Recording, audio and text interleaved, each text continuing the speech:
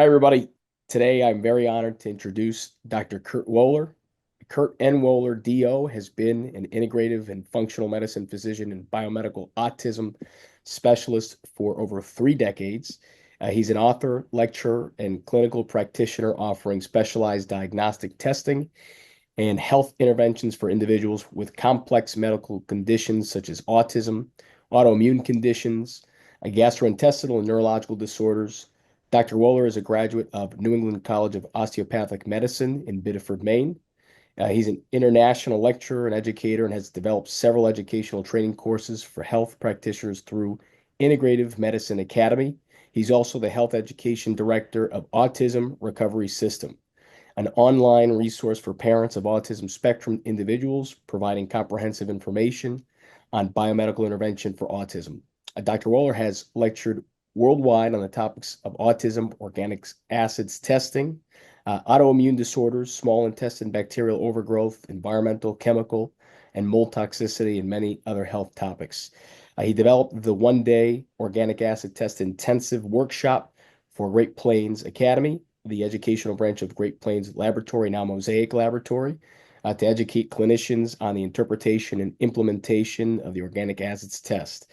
He's a hero, has been a hero to me, my dad, my family, and I'm very grateful for him to be here with us today. Dr. Woeller, I really appreciate you coming on for our listeners. Thank you. How are you? I'm good, Eddie. Thank you. I appreciate it. Hey, I have a question for you. Did you actually take one of my OAT seminars No, at one point? I never took them, but for years, we learned so much from you just off of what was on YouTube. All your the webinars that were recorded through Great Plains, now Mosaic, Yeah. and a couple of resources, the channels that you have out there educating individuals as well. So I know you're in the Boston area. I forget exactly where, in hearing that introduction, it's been 30 years.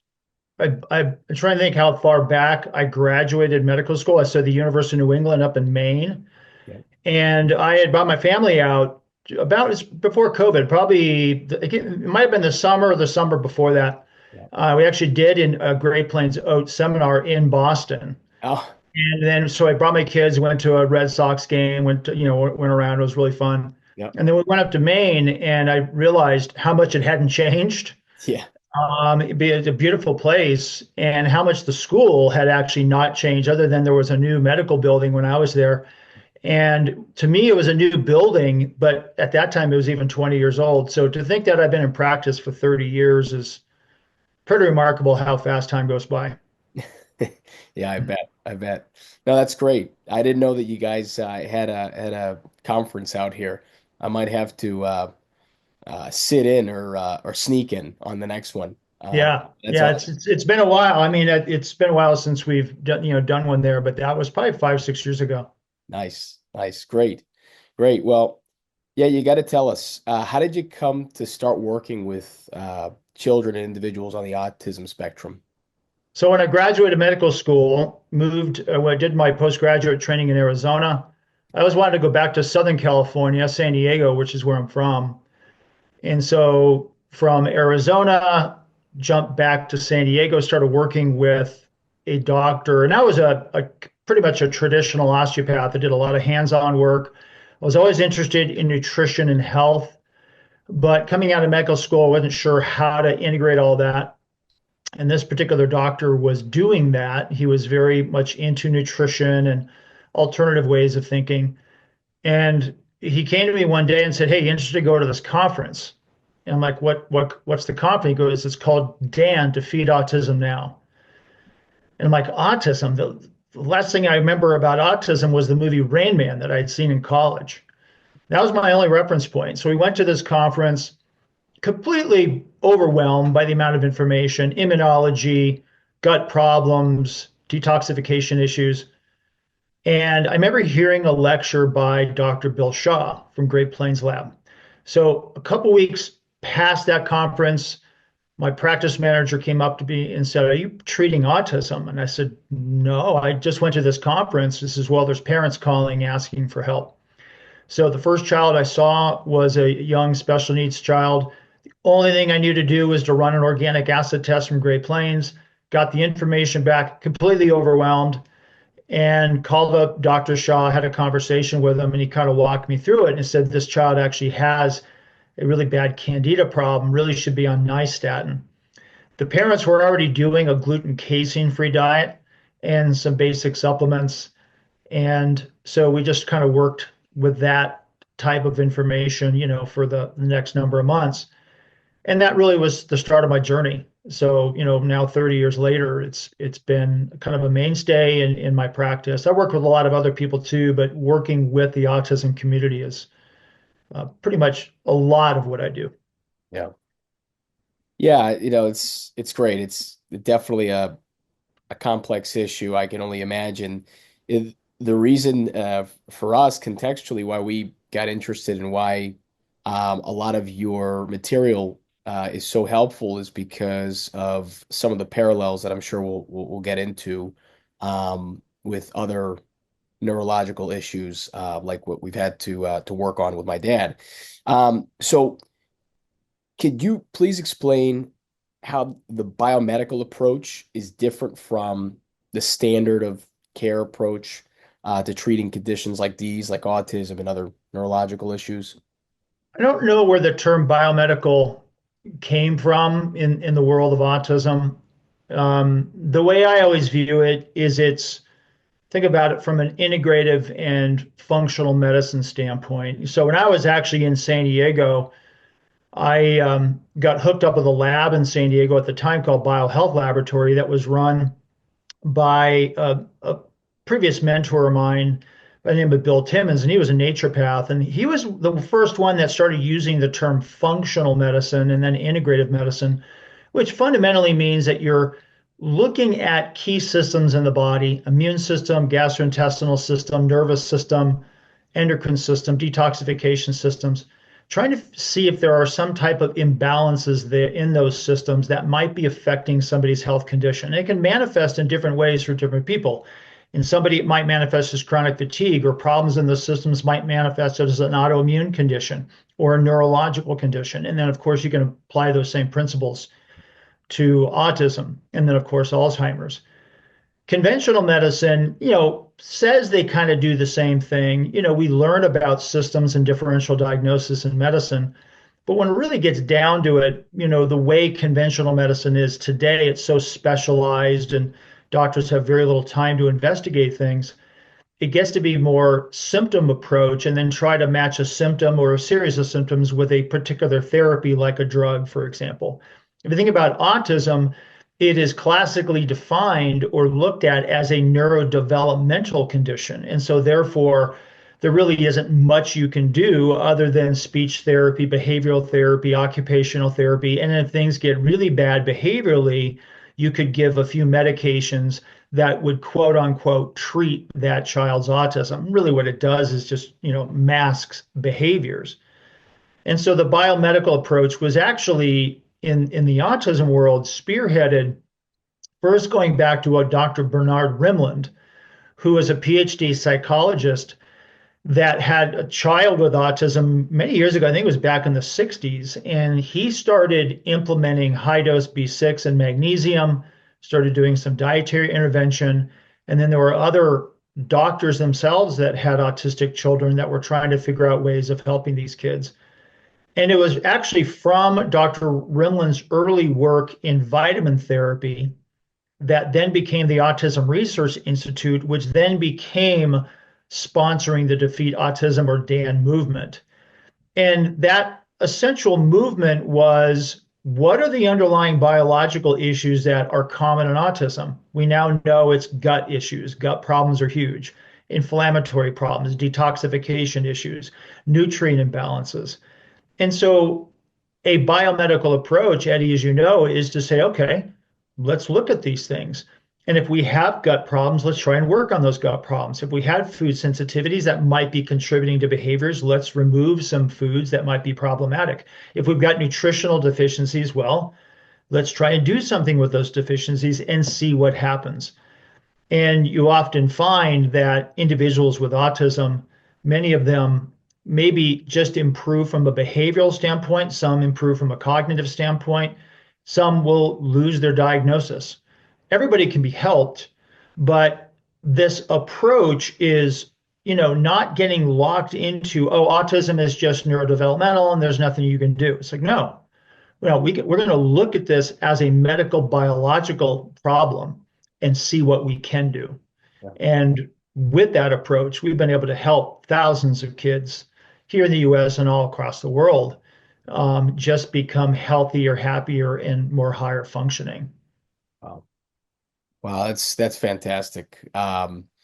And so powerful. What I'm hearing you say is it's it's almost like going beyond just the label. I remember hearing from the first neurologist that we had for my dad. Your dad has these symptoms because he has Alzheimer's. It's Alzheimer's causing it.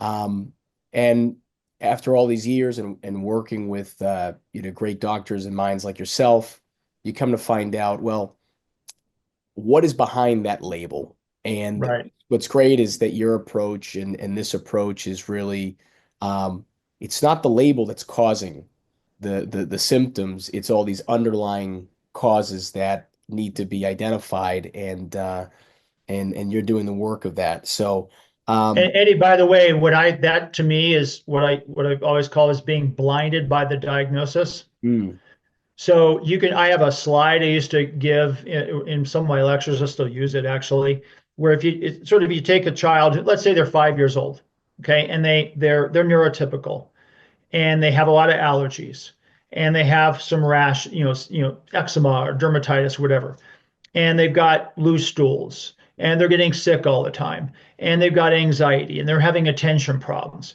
and you take that child to the pediatrician, what most likely is going to happen? It's like, well, let's do some testing. We need to do some blood tests, do a stool test. Maybe there's an infection. Maybe something's going on medically, and let's see, because it doesn't make sense, right? The child's sick. Take that same child and put a label of autism on them, and all of a sudden it's like, well, that's just because of autism. It's like ridiculous. There's nothing actually in the diagnostic criteria for autism of having loose stools right. or having skin rashes or having allergies. These are comorbid conditions common in autism, but it's not because of their autism. Yep. So that still is prevalent today. It's a little bit better, but it still goes on. Yeah. And we know it also goes on in other conditions as well. Yeah. Yeah. Yeah. That's right. Well, great. We've touched on this a little bit. What are some of the similarities between conditions like autism or other labels like ADHD and even Alzheimer's disease? So I think the way that we have to look at this is to understand the commonality of inflammation. Yes. So it's known in autism that these kids have a lot of inflammation, gut inflammation, general inflammation, and probably, I don't want to say more importantly, but importantly, neurological inflammation. And that's been studied for years now, in fact, going back multiple decades, and looking at inflammatory chemical profiles in autism and see, yeah, these kids definitely have an inflammatory problem and neurological inflammation. The same types of things can occur in people with attention deficit, with ADHD, with auditory sensitivity issues, with, even certain mental health conditions are being linked now to inflammation at some level. Same thing in Alzheimer's. So there is definitely a neuroinflammatory component. And I know Dr. Bredesen, who has gone through this material, has written a great book, on these concepts. There's certainly some differences from a pathophysiology standpoint. Like we don't necessarily see the amyloid beta proteins and some of these aberrant proteins per se in autism that you see in Alzheimer's or other neurodegenerative conditions. Yeah. But there's clearly this inflammatory load, inflammatory imbalance that is common amongst these conditions. And, they manifest in different ways. Obviously, in autism, we're seeing problems occur in childhood. Obviously, in Alzheimer's, it's occurring much later.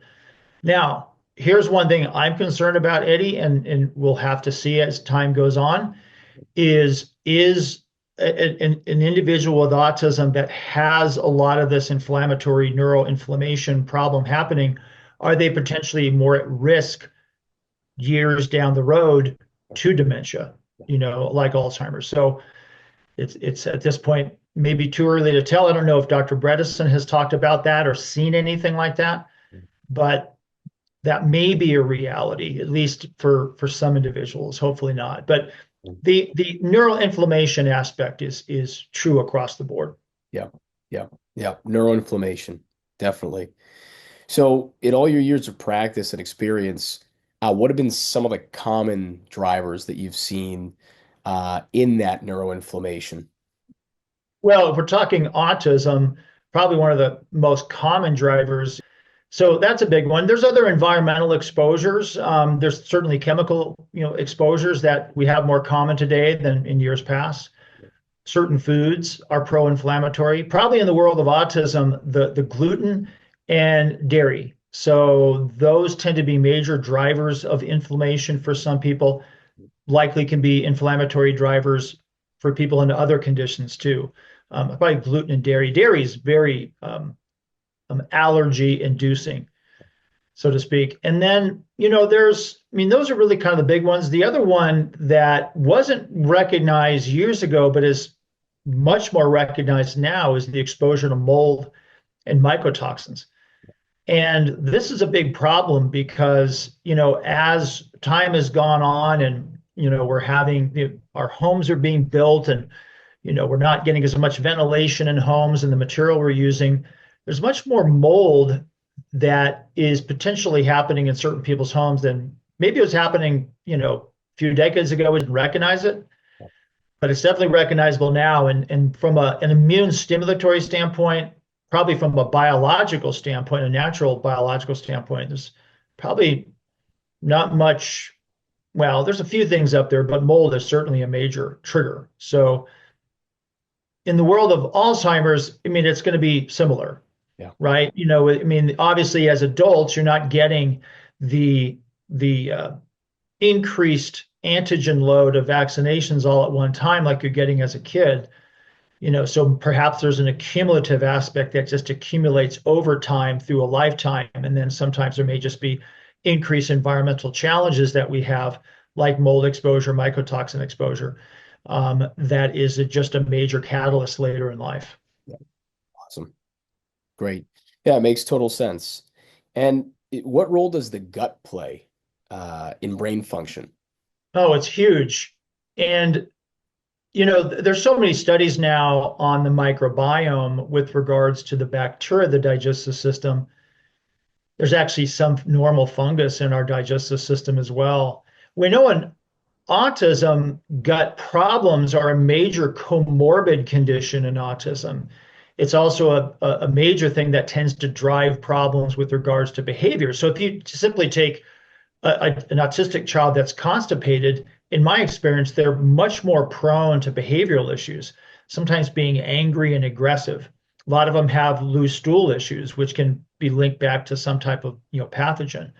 But the same things are playing out in other conditions. It's known that gut imbalances can be a contributing factor to certain autoimmune conditions.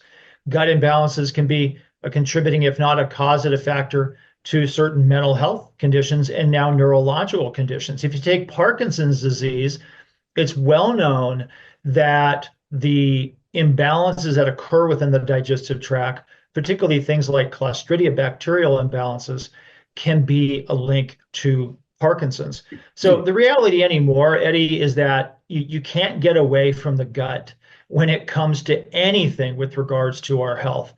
Even at a fundamental mitochondrial level, you still have to recognize the influence of what's happening in the digestive system, because the normal bacteria in our digestive system produce different compounds like short chain fatty acids that have a fundamental role on mitochondrial health. So it anymore, it's kind of like, what isn't the gut connected to? It's pretty hard to come up with something in our body that doesn't have some connection back to the digestive system. Yeah, yeah, yeah. It makes complete sense. it definitely reminds me of the term that's kind of come up a lot more often lately, which is the gut being like a second brain, or Yeah. yeah. So wow. And oh, you touched on Clostridia. What are some common infections, gut infections that you've typically seen with patients? So in autism, the probably the two most common infections would be Candida and Clostridia. So it's important for the listener to understand that all of us have some Candida within our digestive system. So Candida is a yeast, a type of yeast, and um, mold, for example, like Aspergillus is a mold. But they all fall under the biological umbrella of fungi. So Candida is a type of fungi. It just happens to be a yeast. So we normally have some Candida species within our digestive system. This is called our mycobiome.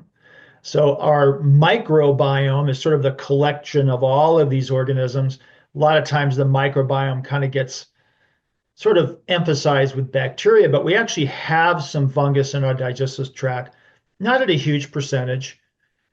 And we actually have some candida in our digestive system. The bottom line is that when our gut becomes imbalanced, whether it's from an overuse of antibiotics, whether it's from eating lousy food over a long period of time, a depletion of the microbiome, coming in contact with environmental chemicals, etc., those candida become opportunistic. Those yeast organisms sort of seize upon the opportunity to sort of proliferate, and everything has to be in balance. And this is a very common scenario in autism. And what's unique about candida is that it creates various chemical compounds that can be problematic. There's certain compounds that can trigger autoimmune reactions. There's certain chemicals that can bind to certain nutrients in the body. So B6 can become depleted, and thiamine and biotin, and these are important nutrients for a lot of the metabolic efficiency of our body. They can interfere with neurotransmitters. So one of the interesting things we see in autism a lot of times when candida levels are high, sometimes the kids get very goofy, giddy, and silly. A lot of inappropriate laughter. Almost the parents sometimes describe their children as being drunk, like they had a beer or some alcoholic drink. And this is actually a known phenomenon, Eddie, in the conventional medical world called auto brewery syndrome. This is now it should be a well-recognized condition where people are creating fermentable compounds in their digestive tract because of candida and yeast overgrowth.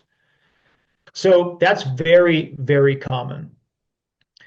Clostridia, there's a lot of different types of Clostridia bacteria. In fact, a large percentage of our microbiome from a bacterial standpoint is made up of Clostridia bacteria. And most are fine. So in fact, some of them produce compounds that are, very helpful and healthy for our gut.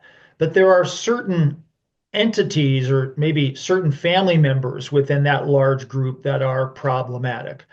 Probably the most common one people would recognize is Clostridium difficile. And this can be a very serious infection that can lead to death in for some people if you have a real bad case of it. There's thousands of people that die every year from Clostridium difficile infections within the digestive system. And there's just a lot more people out there who have it, but they don't have a lethal infection. In fact, about 30% I've read statistically of children may harbor Clostridium difficile toxins, but not manifest with any symptoms. And so within that grouping of some of these more problematic Clostridium bacteria, they can produce their own compounds. So they can produce certain toxins that just have an adverse effect in the gut. They can cause loose stools or inflammation. In the autism world, what is probably more problematic or more well seen is some of the compounds that get produced that actually interfere with neurological function. So this is where the organic acid test from Great Plains came from, and now Mosaic. And why I designed the organic acid test seminar was to teach about some of these concepts and principles. So it's known that a couple of compounds, HPHPA and another one called 4-creosol, actually interfere with dopamine metabolism. And that's problematic because excess levels of dopamine in the brain and nervous system act like a toxin, and they can create oxidative compounds that greatly impact neurological function. Now, if you expanded that and talked about a condition like Parkinson's disease, that's clearly problematic because it can create major problems in a part of the brain that is adversely affected in Parkinson's. But it's not just a disease condition, it can be across the board for anybody with a neurological, mental health, or neurodevelopmental problem. In autism, we see oftentimes in the presence of these Clostridia compounds, behavioral issues. And like the kids, this is the classic textbook presentation, Eddie. The kids sometimes with Candida are goofy, giddy, silly, inappropriate laughter. Yeah. The kids with Clostridia often are irritable, agitated, sometimes aggressive, and sometimes self-injurious. Now, I'm not claiming that self-injurious behavior is entirely just a Clostridia problem, or that a child that is poorly attentive and has a lot of self-stimulatory behavior is 100% linked to just a Candida problem. But this is what the biomedical approach understands, that these can be the reality and they need to be investigated and treated if these problems are there. What always makes the picture more challenging is when you have both things happening, when you have a child with a lot of Candida compounds and a lot of Clostridia compounds. Now, all of a sudden, you've got this mixed picture. And it's not always easy at first glance to try to figure out what's the major driver. And that's where that organic acid test comes into play. But anything happening in the gut, the other thing about Candida is it can lead to leaky gut.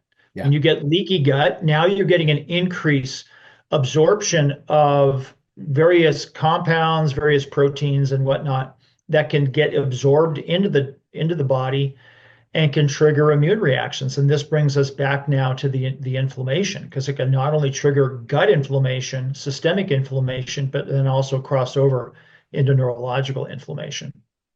Wow. Amazing. Amazing. Yeah, firsthand, the way I got introduced to your material is, my father got diagnosed with a dementia psychosis diagnosis in 2020, and just behavior that we had not, just it almost kind of seemed out of left field. And it got to the point where he got sectioned, and uh, we were able to bring him back home by virtue of explaining what we were working on the Bredesen protocol, working on functional medicine doctors uh, great doctors like yourself. And they told us, yeah, he's going to have to be on medication for the rest of his life because you won't be able to manage these behaviors. And through some expanded testing, lo and behold, I'm listening to you, and I say, we've got to order this organic acids test. Let's see what shows up. And the practitioner ordered it, and Clostridia off the charts, HPHPA off the charts, dopamine off the charts. And at the time, we're trying to figure out what that all means. But we respected the diagnosis, but like you said, we worked on what we could work on. And within a few months of treating the Clostridia, uh, the behaviors went away and the psychosis went away. And then, That's within great. months, and it's just, and the no more medication. But it's amazing. I think to myself all the time, if everybody had an organic acids test, no matter what, whether they're healthy, they're doing great, it's a child, it's an adult, they have a diagnosis. I wonder how many people would light up these tests, and what could be done if tests like these were part of standard of care. But Yeah, no, I agree. I it, mean, I'm so happy that it happened for your father. It's because it doesn't happen for the vast majority of people out there. yeah, They don't yeah, even know about these tests. Absolutely, absolutely. And yeah, I'm grateful that I was able to stumble upon your videos on YouTube because that's we suggested the test and there you go. It kind of opened up a whole new world of what could be causing surface symptoms that you may not Right. know how to handle in the moment. But um, could you speak to how glyphosate could relate to these infections or how it could affect the gut?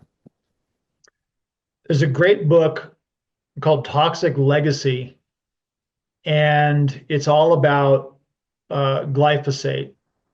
And by the name, a doctor by the name of Stephanie Senoff, who's a PhD at MIT actually, and it's been unbelievably well researched. And there's so many ways that glyphosate can be problematic, but from an infectious standpoint, glyphosate acts like an antibiotic in the digestive tract, but not in a good way.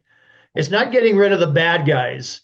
It's actually depleting many of the good bacteria. And they've actually looked at this now in many different ways, a lot of animal studies on this, where they show a reduction of the microbiome bacterial diversity, normal bacteria, bifidobacterium, lactobacillus bacterium. These are normal bacteria that are very helpful in our gut and essential for our health, become depleted. And in their place, we now get pathogenic organisms, salmonella, as well as Clostridia bacteria.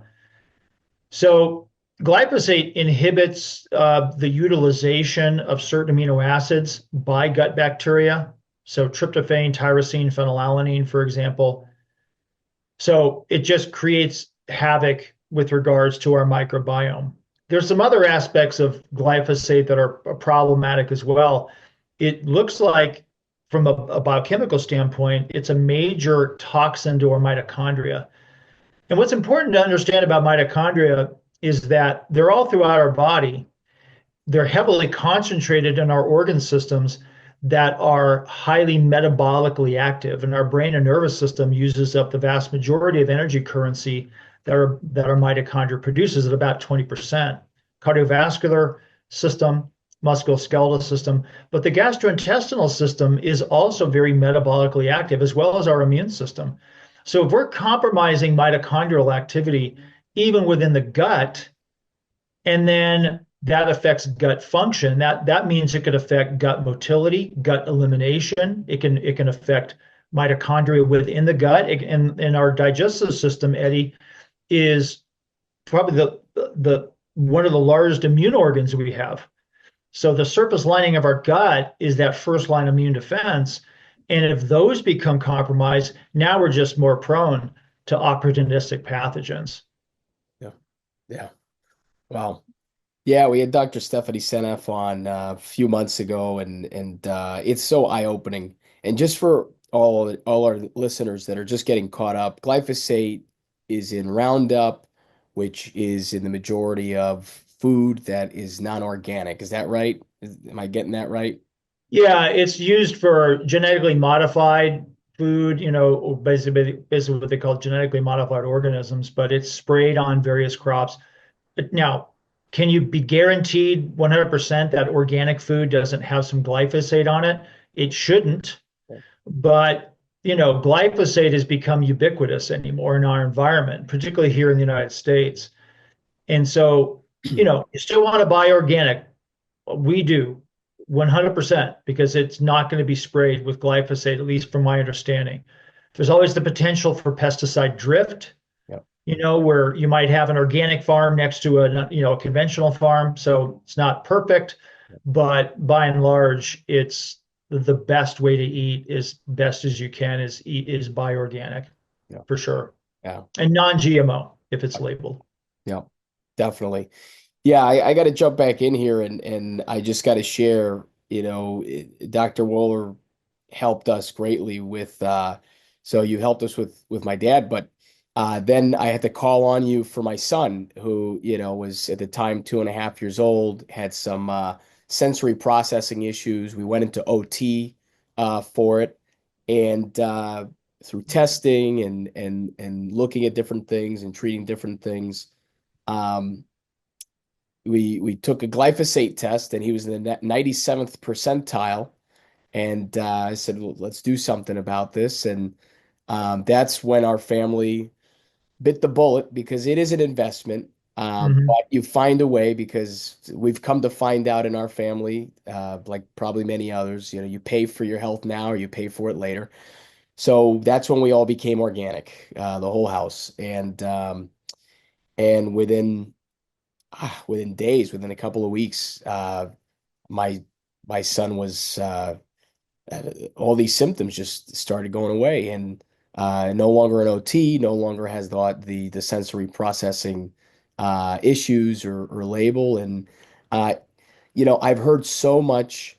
I have so much respect for all the researchers on either side of that, and I've heard how non-toxic and safe it is. I'm not a doctor. I don't have a PhD. What I can tell you is I firsthand experienced a complete radical shift in my own child, and then in our own health, because we all went organic and we all felt Yeah. better. And I saw it in my dad too. So there's something to that. So I definitely I'm right with you. Organic is best, and I know it's an investment, but anything you can do to make it happen, it definitely helps.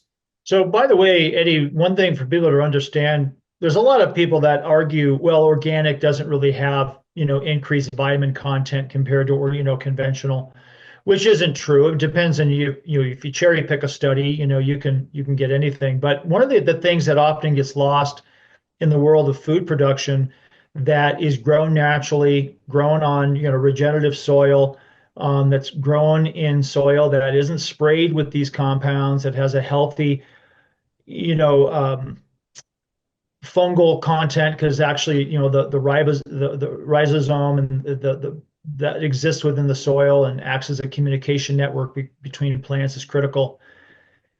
There's many other compounds in soil and in plants grown organically that don't fall into sort of the classic vitamin mineral. These are different types of phytochemicals which play a huge role in antioxidant, in mitochondrial and cellular, regeneration, or I should say, what's called mitogenesis for the stimulation of new mitochondria. And so there's so much more to be discovered with regards to what's happening from a food standpoint, soil standpoint, and the relationship of our food to the soil. So it's an exciting time, to be involved in this field because there's so much research going on. But the arguments of organic versus non-organic, in my mind, just like you said, is you're either going to pay for something now or you're going to pay for it later. And we know as a family, we're much more vibrant and healthy that now that we don't eat the conventional food, and really try to stay away from it with our kids. I grew up on conventional food, right? I didn't know about organic.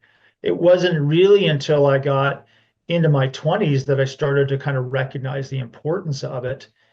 And, so it's been decades now of eating that way. But yeah, it's one of the most fundamental things that people can do with regards to their health. It's the consistency over time of what we eat and what we avoid to eat that makes a huge difference long term. Yeah. Yeah, that's right. Food is medicine. Great. Um, all right. Mold. How does mold affect brain function? Oh my gosh, there's so many things to it. And so mold is again a fungus. So right, so candida is a type of yeast which is a fungus. Mold is a also it's so aspergillus, penicillium are type of examples of mold. It's also a fungus. And mold can create allergic reactions. So from an immune system standpoint, it can trigger immunity. It can cause an infectious problem as well. But the molds also produce toxins. They produce something called mycotoxins. And these toxins have their own intrinsic problems. So they can really greatly affect biochemical systems throughout the body. When you're looking at the brain, they can disrupt neurological function. They can interfere with neurotransmitter sequencing. So, for example, ochratoxin. Ochratoxin is a common mycotoxin of Aspergillus mold. It turns out that ochratoxin can interfere with an enzyme that is responsible for helping to produce dopamine in the brain. So it greatly interferes with what's called the catecholamine system, which is necessary for attention, focusing, for memory, for just energy production, if you will. Yeah. And so it interferes with these things. Many of these mycotoxins are mitochondrial toxins. So again, the brain nervous system uses up about 20% of the mitochondrial energy that's produced at any given moment of our lives, every single moment, every day. And these mycotoxins greatly damage the mitochondria in various ways. These fungus can also interfere with different nutrients, for example. So they can, like I mentioned before, Candida, for example, can creates compounds that can interfere with thiamine and other B vitamins. So there's so many different ways that mold and these fungus interfere with the brain or nervous system. They can trigger inflammation. They can trigger microglia activation, which is a big problem behind chronic neurological inflammation. They can lead to leaky gut in the gut. They can lead to a leaky blood-brain barrier.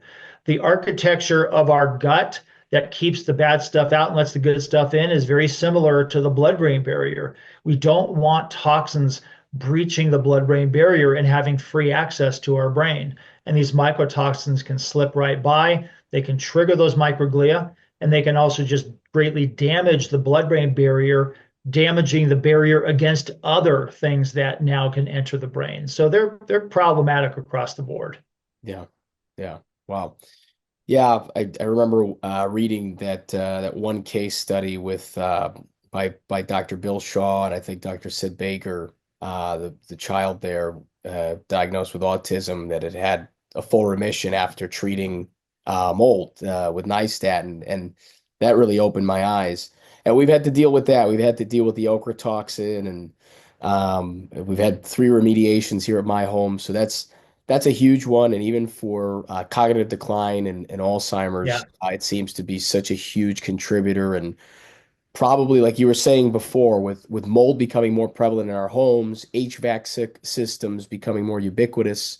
The Dr. Richie Schumacher stated, forget where he pulled the stat from, but almost I think it's like 78% of all commercial and residential buildings in the U.S. have been water damaged at some point.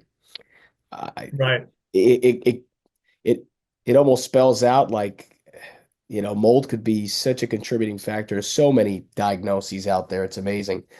Um, so, you know, to identify some of these toxicities for people like myself, anybody who'd like to get tested and have some clarity, what are some of the diagnostics?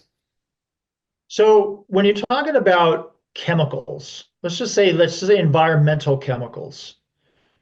There's a number of tests. So you can do a urine profile for glyphosate. You can do a urine profile, urine collection for different environmental chemicals. Mosaic Diagnostics has something called a tox detect profile that assesses for pesticides and herbicides and benzene and other, plastics and these types of things that would get exposed to environmentally.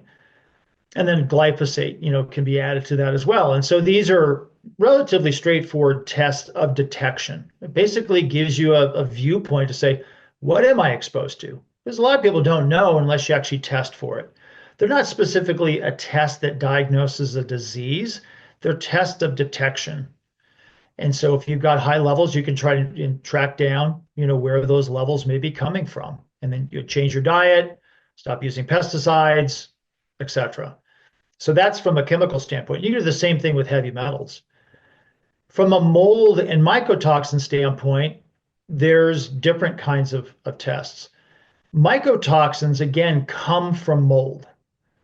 So Mosaic has a mycotox profile. It's going to detect a certain amount of mycotoxins in the urine as a register of exposure, as a test of exposure. Again, it doesn't define a disease. It's just a test of exposure. And then you can correlate it with your symptoms, your history of exposure, etc. You can do blood testing for mold. So you can do IgE antibody testing that shows if you have an allergic reaction to mold environmentally. There's also blood testing for mold as well as mycotoxins. So you can actually you could form allergy to mycotoxins as well. So there's some blood testing for that. The organic acid test for me is a good place to start because it looks at a number of different metabolic imbalances, nutrient imbalances, for example. It gives some markers on mitochondrial problems, but it also gives insight into, as I mentioned before, Clostridia toxins, Candida toxins, as well as the presence of Aspergillus exposure. What's different about the organic acid test is that when the markers show up on that test related to Aspergillus, what that's indicating is what we call gut colonization of Aspergillus. And some people have argued that that's not possible, that there is already some Aspergillus within the digestive system in most people. And I would argue that that's probably true to some degree at a very, very, very small amount. And typically, organisms don't colonize in the gut in a healthy, robust, vibrant digestive system. If the immune system is revving, if the microbiome is well intact, it's not going to be a problem. But why are we getting mold colonization? Well, we're getting most likely mold colonization from mold exposure because of an unhealthy gut. Now, what caused the unhealthy gut could be multiple factors, but all of a sudden we reach a tipping point where the compounds that these things produce start showing up in our body and we can measure them through the urine. All of these things are tests of detection. I always recommend starting with an organic acid test. If you have concern and want to assess for environmental chemicals, pesticides, herbicides, plastics, that tox detect profile and the glyphosate profile from Mosaic is excellent. If you want to assess for mycotoxin exposure, you can do a urine mycotoxin profile.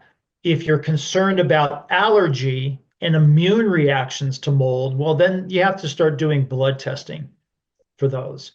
So a lot of ways of looking at it, but those are kind of the mainstay. The OAT, the tox detect, the mycotox profile is just a good general screen of exposure.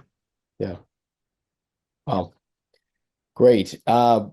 You've helped so many families, just in general, but also recover their children from autism, which is amazing. Any one of those recoveries or case studies stand out to you?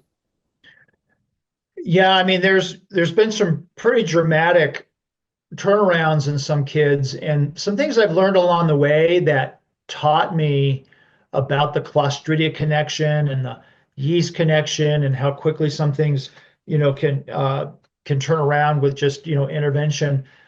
There was a good example of a kid by the name of Matthew, severely autistic, regressed very early on in his development. And he was kind of the classic kid of food reactions. So he did very well on a gluten casein for diet, removed some other inflammatory foods. He had a lot of gut problems. Turned out organic acid testing, in those days it was the Great Plains lab, showed a lot of fungus, so a lot of candida. He also had major Clostridia problems. So going through a series of treatments there. And every time the Clostridia sort of reared its ugly head, he'd get a lot of behavioral issues. It wasn't necessarily the child that was putting his head through the wall, although I've had a few of those cases, unfortunately. But he definitely got very agitated, very irritable, a lot of self-stimulatory behavior, a lot of anxiety that would come up with the Clostridia. And then just working on gut function over time. He was also a child that did very well in the use of methyl B12. So he was one of those kids that was kind of that classic methylcobalamin, methyl B12 positive responder. So where it just tended to improve his methylation chemistry, that was probably influencing, executive function, improving eye contact and awareness, assisting with detoxification. So probably hitting at multiple levels. Aspects of methylation also support the immune system. So, and it's a biochemical area in the body in autism that is well recognized, well researched, that is often compromised. It's a complicated system because it's not just one thing, it's a whole series of reactions but the methyl B12 has been a fundamental aspect in supporting so many people. And so he was one of those kids that just kind of tended to do well with sort of the foundations of biomedical intervention: diet, gut function, candida, clostridia, methyl B12, And as time went on, he lost his diagnosis and became an Eagle Scout in Cub Scouts or Boy Scouts, and is now in college. Who's has a desire to be a writer. Wow, that's tremendous. That's absolutely amazing. It's inspiring. Um, really uh, quickly, you mentioned B12 and methyl B12. You have a book on it. Could you describe or explain how methyl B12 and methylation therapy could greatly help conditions like Alzheimer's and dementia as well? Yeah. So methylcobalamin. So within our biochemical system, we have this system called methylation. And methylation essentially is it's just a term where there's this functional group that's on various chemicals. We've got a carbon with three hydrogens, and it gets passed between chemicals. And if it passed one chemical, it might accentuate the effect of that chemical. On another chemical, it might downregulate its activities. So it depends on where it's being attached to, but it gets passed around in this chemical reaction. But it's massively important for brain and neurological function. So, as I mentioned, it has methylation is very important for attention, for focusing, for awareness, for language development, for detoxification. So there's methylation chemistry that takes place in our liver. So it's part of our detox pathways. It has relationships to the immune system as well. So in autism, as I mentioned, it it plays a role in what we see clinically anyway is kids become more connected, better eye contact, more aware of their environment, oftentimes more willing to become social, more self-regulated, and it can be really profound in certain cases. It's not just a 2-day or a 2-week process. It's usually something that is implemented over time. And it often, Eddie, it's best done in conjunction with other things too. By the way, one of the things I've recognized and seen over the years that can interfere with the methylation cycle and that biochemical system is the presence of fungus. It turns out that candida produces a specific compound called acetaldehyde that tremendously negatively impacts a key switching mechanism within the methylation cycle. So that's just one aspect. In Alzheimer's, would expect the same types of things or other dementias. So how somebody's going to respond is going to be very much based on the individual, how far down the path they are, how compromised they are. But again, it's trying to upregulate those systems of awareness, of attention, of focusing, of memory. Yeah. And again, it can be extremely helpful in that population of people. So when I look back over the past many years in the world of autism, I don't like the whole magic bullet approach, right? The people who are looking for the one remedy that's going to solve everything. It really doesn't exist. But the methylation and methylcobalamin therapy has been transformative for many individuals on the autism spectrum as a major player. So again, as a standalone, expecting it to do everything is a bit of a stretch, but for it to be fundamental in helping the brain and nervous system to become more integrated, yeah, it absolutely can do that. And so to me, it's a major key player in that process. It's something that shouldn't be overlooked. Years ago, when I first started off in the biomedical world, like a lot of doctors early on who are just getting familiar with this, you're just scrambling, right? You're just like you're trying, okay, what does this work? You talk to the parent, what are you doing? Okay, let's try that over here. And then eventually over time, you start to develop a bit of a system. And years ago, I developed a system of approach of how I approach these kind of conditions called the 4 pillars. And the 4 pillars to me are when we look at biomedical intervention for autism, the first pillar is diet, right? you're not going to move the needle much if you're not willing to change diet and change what kinds of foods you're putting into your body and what kinds of foods you're leaving out. And that would also then include, of course, organic, non-GMO.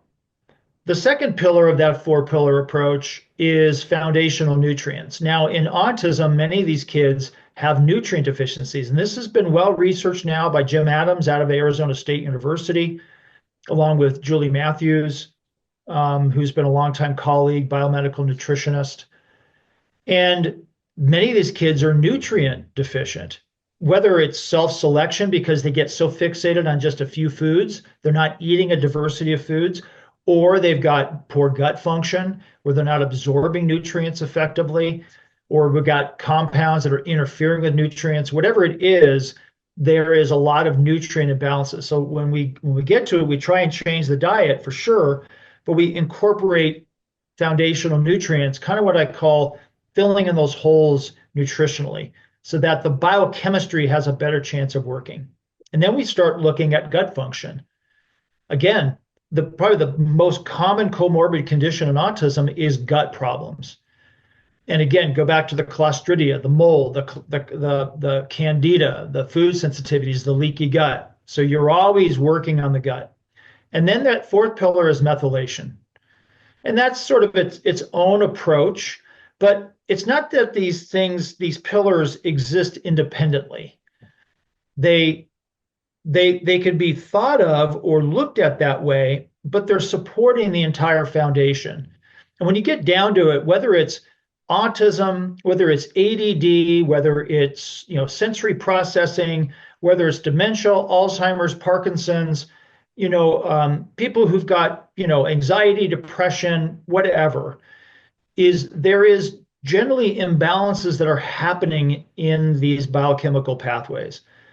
And when we get down to really working on the foundations of health and understanding what are the commonalities amongst these conditions, we can help a lot of people. And that four pillars, to me, is something that could be applied to other people, with other types of, neurodegenerative, neurological, mental health conditions other than just autism. Yeah, that's powerful. It's when you explain it that way, it really seems intuitive. It seems simple, but obviously it's complicated in execution, which is why we need great doctors like yourself. That's awesome. Um, what's one step every listener can take to improve their their brain health after finishing this interview? First off is be hopeful.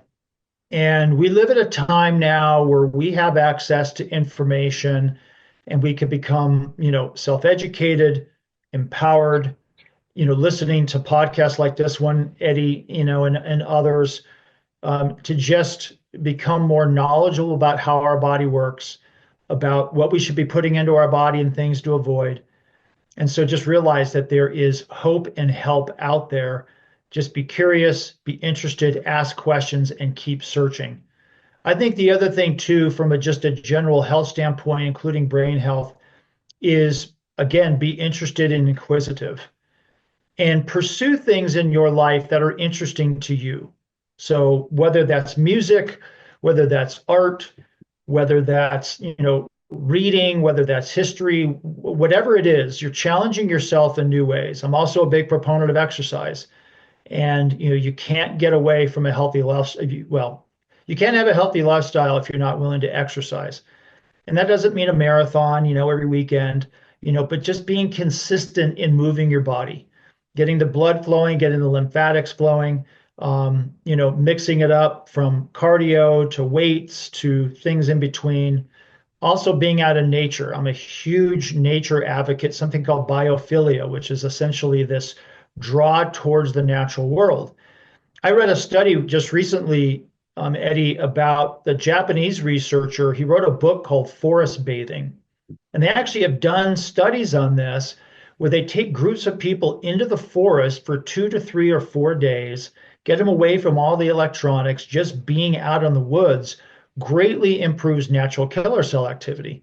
And that stays for many cases, for a couple months, even when they go back to a city environment. Natural killer cells are critical for our innate immune system in fighting viral infected cells as well as cancer.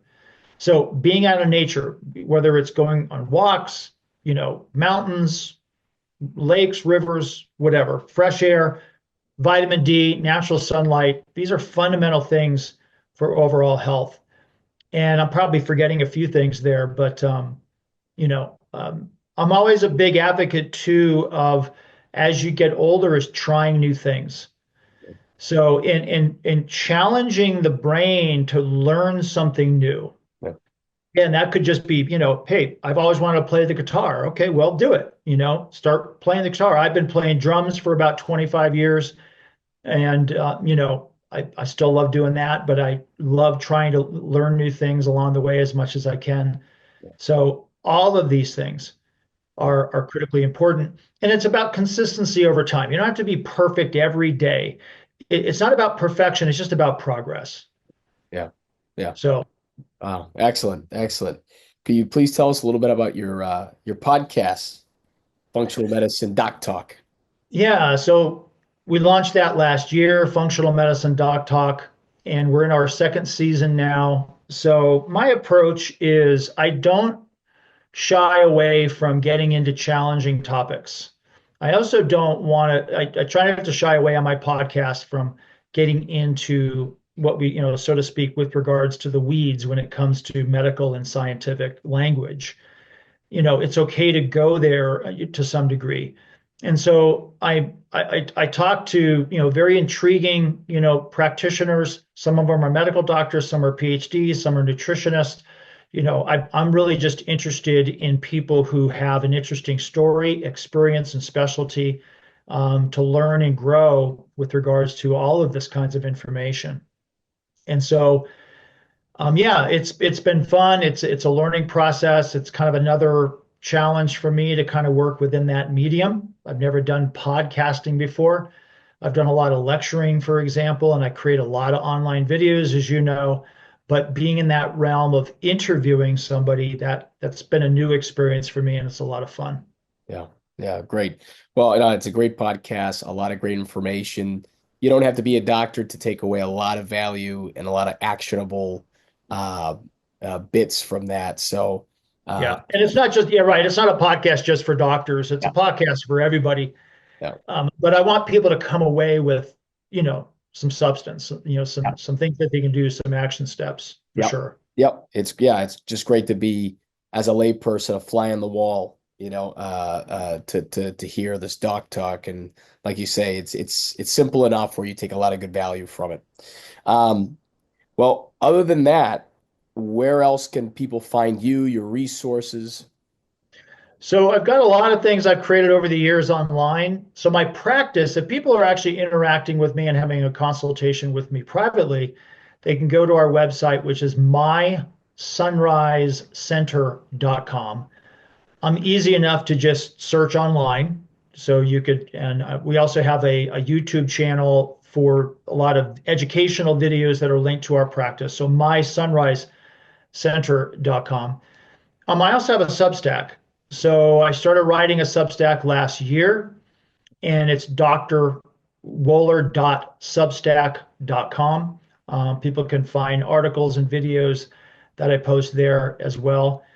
If you're interested in lab testing, so there's a website called labtestsplus.com, is a place that people can actually order lab tests like the organic acid test, like the environmental chemical test, and the mycotox profile. There's other tests on there. They can actually order through that website, and then that gets sent to us for a written interpretation. If there's professionals listening to this podcast, we actually have what's called Integrative Medicine Academy. And this is an academy of online courses in integrative medicine for healthcare practitioners. So we've got a lot of courses. I probably, at this point, Eddie, I think created about 250 hours of lecture material myself for that academy. And then for parents and caregivers of a child or teenagers or adults, with autism, you can join my membership website at autismrecoverysystem.com. And that's been out there for many years. I have parents from all over the country and all over the world that are part of that website. Some become patients in my practice. Others just like it as a resource to reach out to me and post a question like, my child is doing this behavior. What could that be? Or, hey, what do you think of this supplement? Or have you heard of this treatment? There's people who contact me from other countries, through that website. There's actually a private forum where they can post to me daily if they choose. So Yeah. those are the different avenues to find information about me.